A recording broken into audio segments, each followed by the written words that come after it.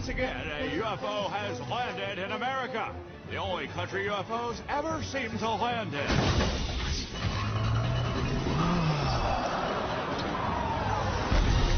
Humans of Earth. My quest has led me to your planet. Give it to me now! You should in no way take any of this personally. It's just business. Galax are out. Somebody think of something and think of it fast.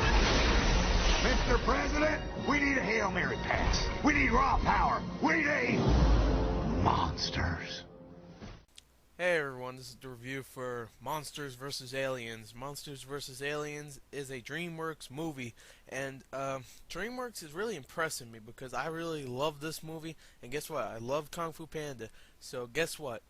Damn, DreamWorks, you're doing really good, because last year, I would say I liked Kung Fu Panda better than WALL-E. I know, boo, boo, suck, gore, boo. I don't care.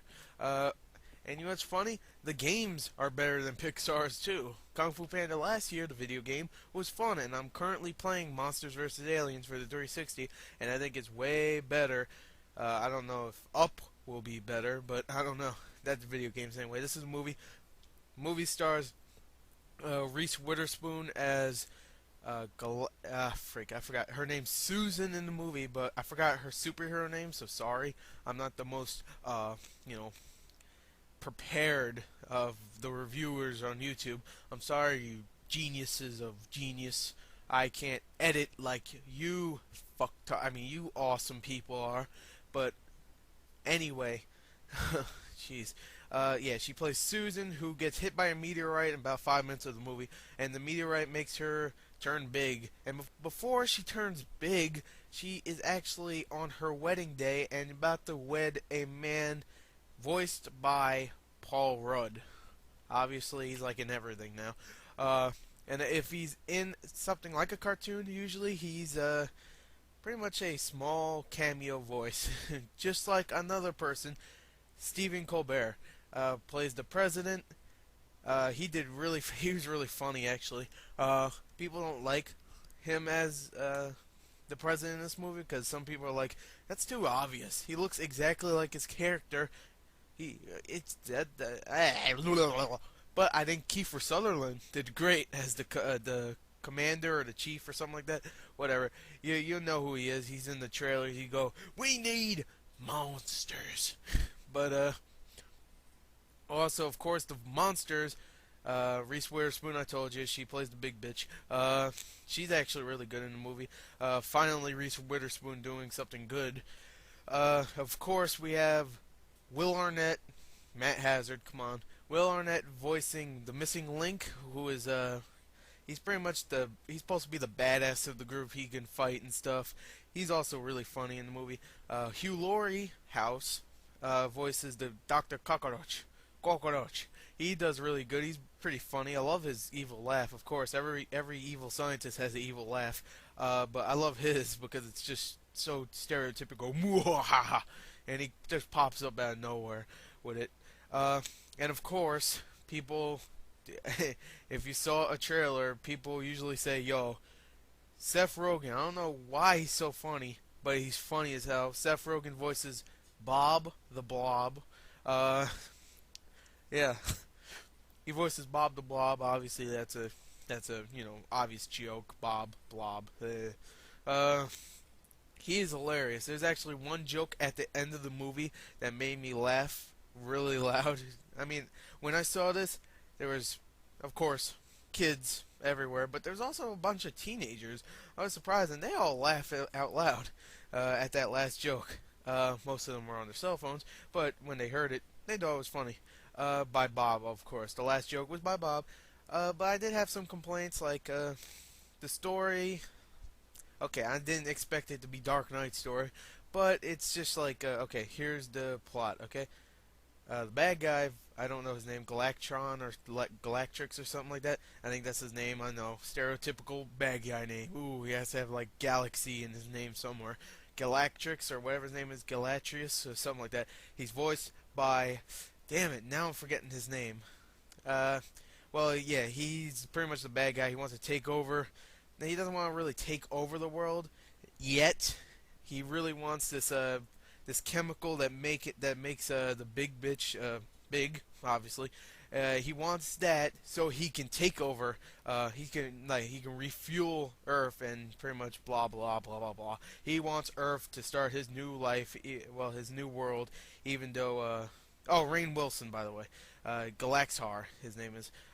Yeah, so he wants this to pretty much start a new life on, Earth. So, and her name is Ginormica. Ginormica. There you go. Susan Murphy. Okay, I'm just looking on like Yahoo movies. That's where I get my info, everybody. So yeah, he wants that so he can start his new world. Even though he destroyed his older world, there was actually a joke about that. She said, "I feel sorry about your planet." He's like, "Don't be sorry, I blew it up." I see. I probably ruined that joke right there. But that's how the joke was. I'm glad this movie made about 60 million in its first weekend. It made like 59 million, which is a hell of a lot of money, almost as much as Kung Fu Panda. If it keeps going up, maybe it'll make as much as WALL-E or Kung Fu Panda, which both of them almost made the exact same money, maybe like 3 million difference. WALL-E made more, and by the look of it, it's making a lot of money. It's already up to 70 million after a few days, so good. It really deserves it. It's really funny. Obviously, people are thinking it's funny. It's gotten lukewarm reviews, to be honest. It got like a 70% at Rotten Tomatoes. They're stupid. Everybody on, well, of course, Rotten Tomatoes takes all the critics' scores and puts it into one big rating. But whatever. At least it's better than Fast and Furious, which it got 18% so far, which I thought was gonna be. Yep. Anyway, yeah, Fast and Furious sucks. I don't care what you like. If you like Fast and Furious, whatever. Fast and the Fast and the Furious, the first one. This is called Fast and Furious, because they're so clever. Anyway, this is Monsters vs. Aliens, goddammit. I know this review isn't the most in-depth, but I'm gonna end it soon, I know. Everybody was hilarious in this movie. Of course, Kiefer Sutherland made me laugh, so did Stephen Colbert. Everybody made me laugh. Paul Rudd wasn't extremely hilarious, but, yeah, if I have to say anything that's bad is the story I didn't really care for. I mean, I really wasn't complaining like, "Oh, this story's stupid."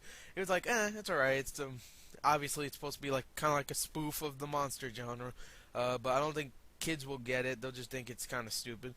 If I have to say one other bad thing, I would say in all these cartoon movies, I know it's supposed to be like something sad happens, and then you're supposed to feel sorry for the main character, and blah blah blah blah blah blah blah. I just want it to be one time where something sad doesn't happen. It's just goofy the whole time. I don't want something sad that we know it's gonna be all right at the end of the movie.